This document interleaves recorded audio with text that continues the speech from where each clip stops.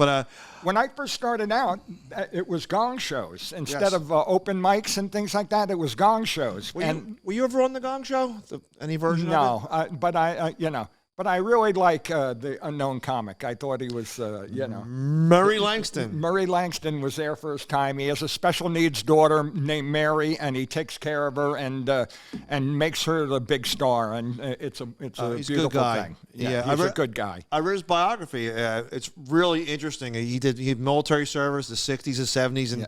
To be honest with you, as a kid, I laughed at the unknown comic. That was really funny. I think that he was behind the plastic bag sort of ban that we have now because he never used a plastic bag, did he? If you people don't know who we're talking about, this guy would put a paper bag over his head. The unknown comic.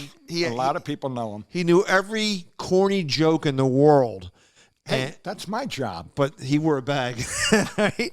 And I forgot I had my headband on. I think it was like Olivia Newton-John from the Physical video. But he would have a bag on his head, but he would do jokes about the bag. Like, I just flew in Baghdad. That's not my bag.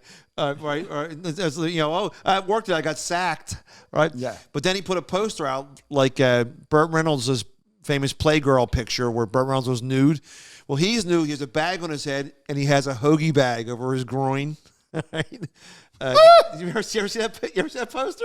It was a submarine races. Yeah. But it was just really fun. It's to be honest, God, like that irreverent humor at that time, like the unknown comic, late '70s. It was the Gong Show. Same thing with Steve Martin. Steve Martin.